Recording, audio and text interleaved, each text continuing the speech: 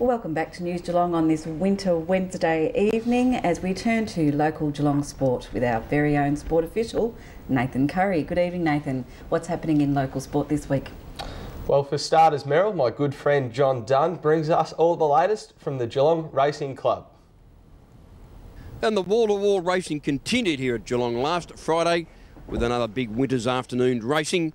And the powerful stable Patnack Farms, well, they haven't had many runners on the synthetic to date, but they enjoyed one of their early successes when They Won't Last scored a good win in the opening event, the Mantra Hotel's maiden plate. Jimmy Shiraz on the inside fence from They Won't Last to burst through. Here's Narcello winding up and Kiwi Cat right down the outside. It's They Won't Last from Narcello and Kiwi Cat coming. They Won't Last tackled by Narcello. They Won't Last still fighting, kicked in for the extra fight and it will win.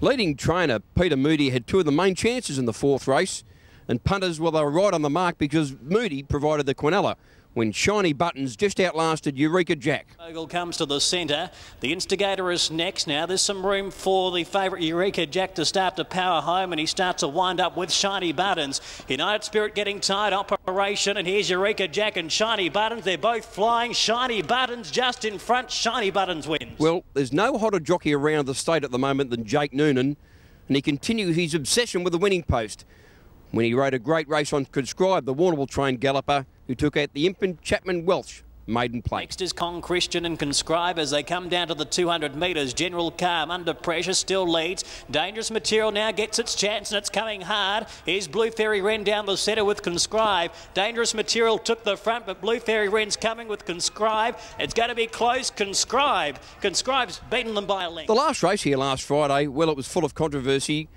The Danny O'Brien trained Fabulous. He was well backed in betting, and he came out on top for punters, which was fortunate because he was only second past the post behind Lion Divine, who was protested against. And fortunately, as I said, for punters, the Danny O'Brien trained Fabulous got the verdict to send punters home on a winning note.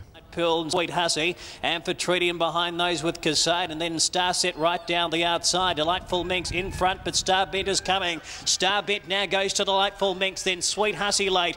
Delightful Minx is fighting. Starbent can't quite get there, and Delightful Minx all the way. And the racing continues here at Geelong next week.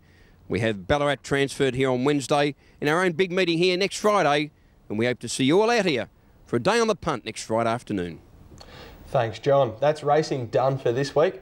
Now let's turn to the Geelong and District Football League, where News Geelong's Cal Lowther saw the match between finals contenders Bellpost Hill and East Geelong. He caught up with the winning Panthers coach, Brett Gurgic, after the match. Brent, tough game today. Obviously got a good start, but later on in the game, East Geelong worked their way back into it. Yeah, no, look, they're obviously a good side. They're as good as anyone in the comp, and when they got their full side, and they had a few of their good players back today, so we were never confident that we were going to stay in front like that all day, so we knew they'd come back, and they did, and we were disrupted to be able to hold them off at the end. What are your concerns with your side? I noticed that during the game they sort of struggled getting through the flood that was sort of through the middle of the ground. Did you find that you had a bit of trouble with that, or is it something that you're not really too concerned about? Yeah, I think we did a little bit going into the wind. With that wind going that way, it's hard to try and pick off those kicks through the middle and around the ground, so we sort of had to go a little bit longer today to contests, and it probably hindered us a bit going into the wind, kicking a score into the wind, but I think when we had the wind behind us, make it a little bit easier to hit those kicks. So we spoke about that before the game, and that might be the case, so we were happy enough to kick it long to a contest when we had to. Can I just have a bit of an insight on your injuries? McPherson and Jovanovic here didn't play in the second half.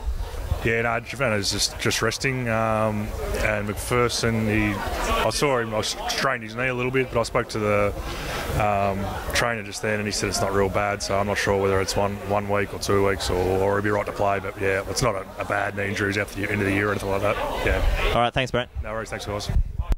Cal then headed over to the Eagles camp to chat with coach Adam Scrublack after their loss.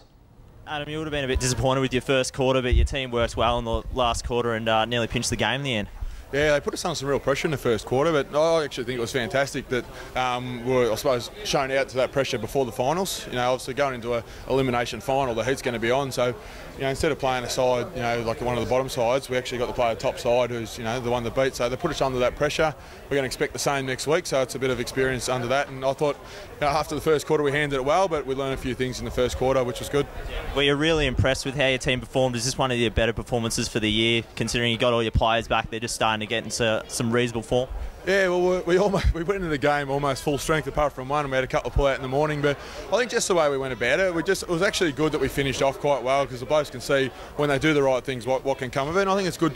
Everything's gone wrong for us during the year, you know, with it, just we had nowhere near a full side all year, and there's a bloke behind you on crutches that hadn't played a game, and everything's gone wrong, but we're still in the finals, and you know they're the side to beat, and we've seen how well we can play when we're up and running. But in saying that, we've got elimination next week. If we don't perform then, well, it's good night, and you know Frankie's got them pretty well drilled, so we've got to make sure we're on the ball. What do you think of Kyle Robertson's performance today? Oh, fantastic, mate. He's absolutely fantastic, and he's gone all the year, never got tagged. I don't know what goes on there, but mate, he's an awesome player, and we've had him out for the last 4 weeks or so, and now he's back. I'm glad to have him back in there, trust me. Thanks for that, Cal. In other GDFL news, Werribee Centrals have finished on top of the ladder, which means they get the first week off in the finals. And down at the other end of the ladder, it took them almost a year, but Belmont finally got their first win for the season by just 1 point over Inverleigh.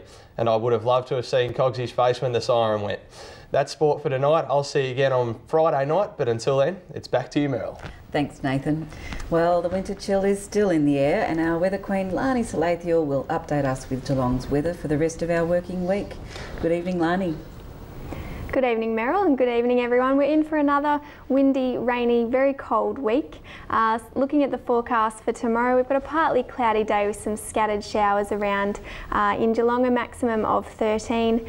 For Friday, a cloudy day with some isolated showers, and a very windy day on Friday, a maximum of just 12.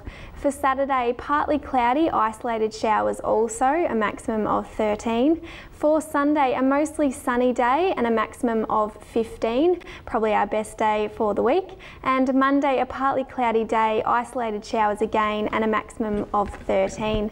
And today we had a cloudy and windy day with some patchy rain around in Geelong and the district, with a minimum of 4 and a maximum of 13. So until Friday, that's what the forecast is looking like. Thanks, Lani. Keep warm, and we'll see you on Friday. And thank you for joining us on News Geelong. We look forward to your company on Friday night. I'm Meryl Friend, and together with all the team at News Geelong, have a good evening and a great night.